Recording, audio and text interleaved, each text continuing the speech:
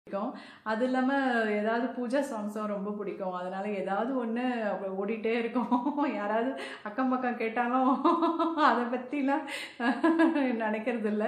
நம்ம வந்து ரிலாக்ஸா அப்பதான் நம்மளால இருக்க முடியும்.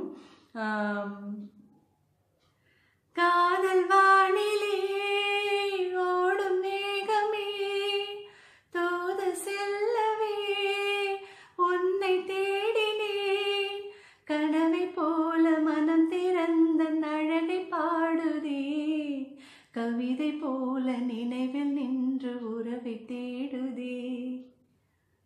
ஹாய் வியூவர்ஸ், வெல்கம் டு ஆத்து சமையல்.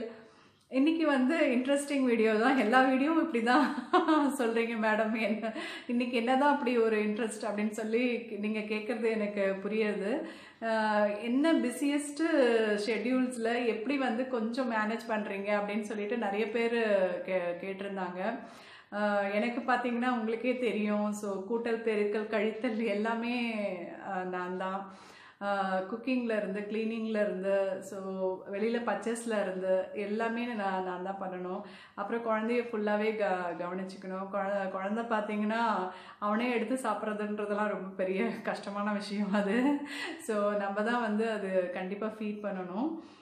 ஸோ எல்லாமே கொஞ்சம் எப்படி மேனேஜ் பண்ணுறீங்க அப்படின்னு சொல்லி நிறைய பேர் கேட்டிருந்தாங்க. ஸோ டிவி ஷோ இப்போது எக்ஸ்ட்ராவாக இருக்கிறதுனால ஸோ அதுக்கும் கொஞ்சம் ப்ரிப்ரேஷன்ஸ் அதெல்லாமும் இருக்குது. மந்த்லி 1 or 2 days கொஞ்சம் அதுக்கும் போக வேண்டியது இருக்குது. அதுக்கும் பார்த்தீங்கன்னா உங்களுக்கே நல்லா தெரியும், அதுக்கும் ப்ரிப்ரேஷன்ஸ் எல்லாமே இருக்குது.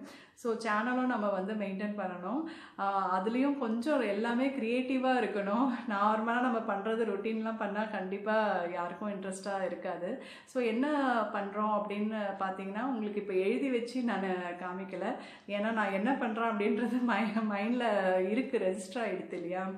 ஸோ ஃபஸ்ட்டு பார்த்தீங்கன்னா மந்த் பிகினிங் வந்து எப்போவுமே க்ராசரிஸ் நான் பர்ச்சேஸ் பண்ணி வச்சுப்பேன். அது வந்து ரொட்டீனாக தெரியும் உங்களுக்கே, நான் நிறைய வீடியோஸ் நான் போட்டிருக்கேன். ஸோ அந்த க்ராசரிஸ் உப்பு புளி மிளகா பருப்பு இதெல்லாம் தான்.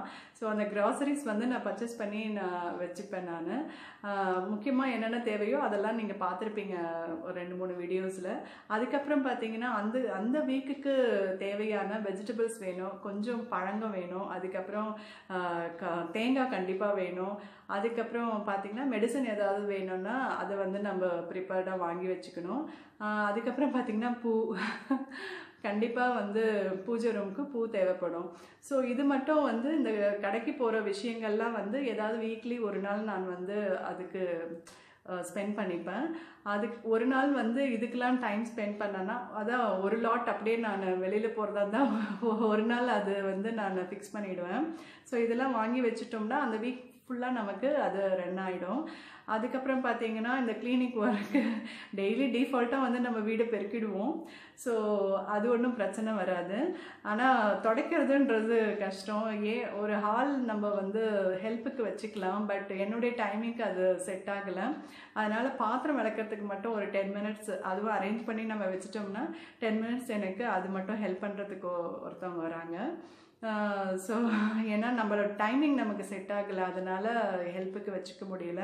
மற்றபடி நம்மளே ரொட்டீனாக பண்ணால் கொஞ்சம் எக்ஸசைஸாகவும் இருக்கும்னு சொல்லிட்டு நான் விட்டுட்டேன். இப்படியே வருஷக்கணக்கில் இப்படியே பழக்கினதுனால அது அப்படியே எனக்கு செட் ஆகிடுச்சு. அதுக்கப்புறம் பார்த்தீங்கன்னா ஹாலும் கிச்சனும் மட்டும் கொஞ்சம் ஆர்கனைஸ்டாக நான் செட் பண்ணி வச்சுப்பேன். ஏன்னா நம்மளுடைய ஆப்சன்ஸில் யாராவது வந்தால் கூட கொஞ்சம் நீட்டாக இருக்கணும் அப்படின்றதுக்காக. அதுக்கப்புறம் பார்த்தீங்கன்னா 2 days once 3 days once தான் வந்து இந்த கிளாத் கிளீனிங் எல்லாமே அதெல்லாம் க்ளீன் பண்ணிட்டு நெக்ஸ்ட் டே அதெல்லாம் மடித்து வச்சு கொஞ்சம் இம்பார்ட்டன்ட் ட்ரெஸ் மட்டும் அயனுக்கு கொடுத்து வாங்கிடுவேன். எவ்வளோ மனப்பாடமாக அப்படியே சொல்லிகிட்டே இருக்கேன் பாருங்கள். அதுக்கப்புறம் டே டு டே லைஃப்பில் மார்னிங் வந்து 2 times தான் குக்கிங் வருது. மார்னிங்கே வந்து லஞ்சு எல்லாம் ப்ரிப்பேர் பண்ணிவிடுவேன். ஏதாவது டிஃபன் வேணும்னாலும் அப்பயே அது பண்ணிக்கலாம். அதுக்கப்புறம் டின்னர் வந்து கண்டிப்பாக ஏதாவது டிஃபன் பேஸ்டு தான் இருக்கும். ஸோ குழந்தைய கிளப்புறது, ஆஃபீஸ்க்கு ரெடி பண்ணுறது இதெல்லாமே அந்த டே டு டே லைஃப்பில் அப்படியே ரன் ஆகிடும். அப்புறம் எல்லாமே கொஞ்சம் செட்ரைட் பண்ணிவிட்டு அந்த டே அப்படியே ரன் ஆகும்.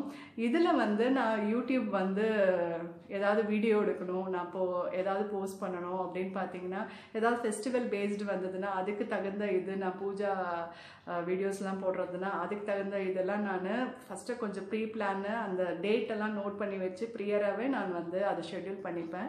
அது வந்து நான் ஒரு 2 இயர்ஸாக நான் இதே பண்ணுறதுனால எனக்கு அது கரெக்டாக ரெகுலரைஸ் ஆகிடுச்சு.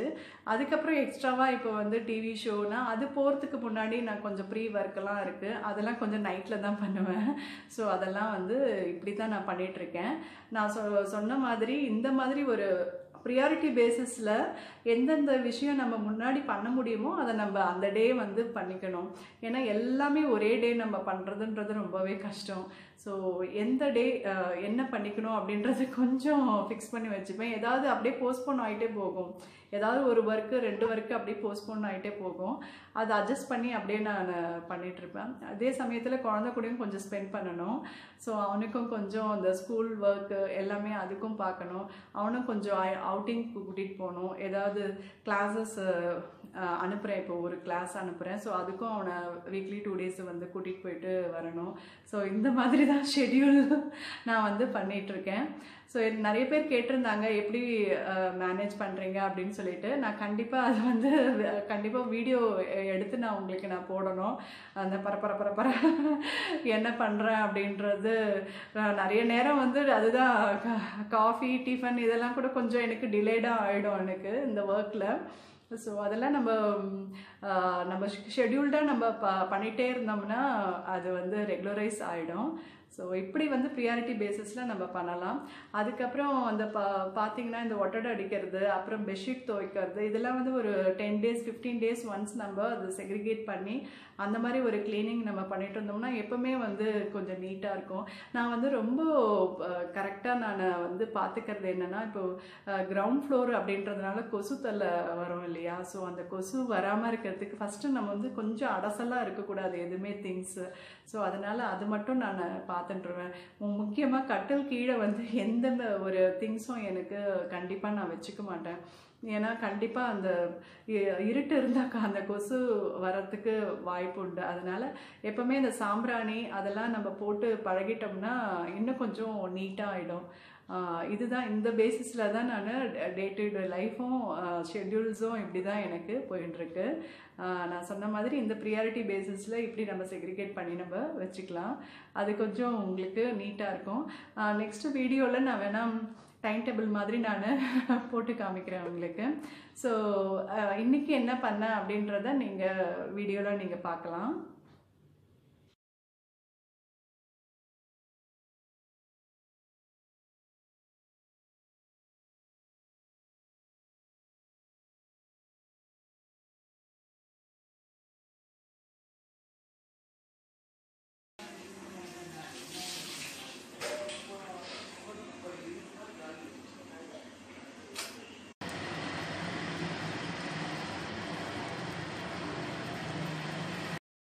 இப்போ நீங்கள் பார்க்குறது வந்து வீடியோவில் சுரக்காய் கூட்டு பண்ணேன், அதுக்கப்புறம் பொரிச்ச ரசம் பண்ணேன், அதுக்கப்புறம் பார்த்தீங்கன்னா தொகையல் பண்ணேன்.